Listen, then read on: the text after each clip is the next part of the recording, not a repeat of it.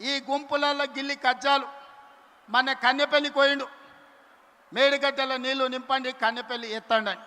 అరే బుర్రత కూడా, ఒకవేళ మేడిగడ్డల గేట్లు దించి నీళ్లు నిలబెడితే మేడిగడ్డ ఇప్పటికే కుంగిపోయింది, రేపు తెగిపోతే భద్రాచలం రాముడే ఉండర్రా, 44 ఊర్లు ఖమ్మం జిల్లాలో కొట్టుకోపోతే దుర్మార్గుడా. నీ లుచ్చ రాజకీయాల కోసం మేడిగడ్డ నింపాలి, భద్రాచలం కొట్టుకుపోయేటట్టు చెయ్యాలా అని అడిగితే నోట్లో మాట లేదు. తెల్లారే వాళ్ళ బావ వచ్చిండు. ఇక ఈ బామ్మార్దులు వెనుకడికి ఎవడో ఉన్నాడంట, బామ్మార్ది తపస్సు చేసిండు. రాజ్యంలో రాజును ఎట్లయినా తండ్రి రాజ్యం ఇస్తలేడు, తండ్రిని కానేసి రాజ్యంను ఏలుకోవాలని పెద్ద మర్రి చెట్టు ఎక్కి తపస్సు కూర్చున్నాడు. బామర్ది మా అయ్య పోవాలి, నాకు అధికారం రావాలని కఠోరమైన తపస్సు చేసిండు. ఆ తపస్సుకు దేవుడు ప్రత్యక్షమయ్యే పరిస్థితి వచ్చింది. బావకు తెలిసింది బ్రహ్మదేవుడు వచ్చేటట్టే ఉండు, బామ్మార్దికి వరం ఇచ్చేటట్టే ఉండని. మళ్ళీ నేను బయట ఉంటే ఆగమైతాని వాడు వచ్చి చెట్టు కింద కూర్చున్నాడు, ఏర్ల కాడ ఊడల కాడ. దేవుడిగా బయలుదేరిండు. మొదట బామ్మార్ది దగ్గరకు వచ్చిండు.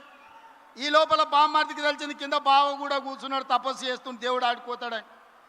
వీడికి అసలే మిడిమిడి జ్ఞానం, తెలివి తక్కువడు, కిందల పడేది తెలియదు, కీసల పడేది తెలియదు.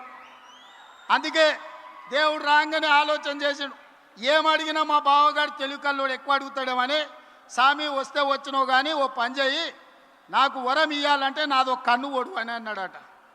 అదేంటంటే నేను మళ్ళీ చెప్తా కానీ స్వామి నువ్వు అయితే మొదలు కన్ను ఓడు అని. సరే వీడు ఇంత కఠోరమైన దీక్ష చేసిండు, కన్ను ఓడడం అంటే నాదేం పోయిందని వాని కంట్లో ఏలు పెట్టి పొడిచిండు, వాని కన్ను పోయింది.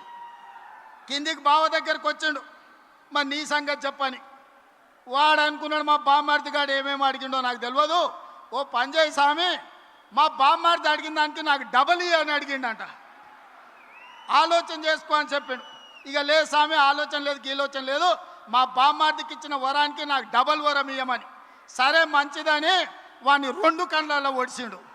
బామ్మార్ది గానికి 1 కన్ను లేదు, బావకు 2 కన్ను లేవు.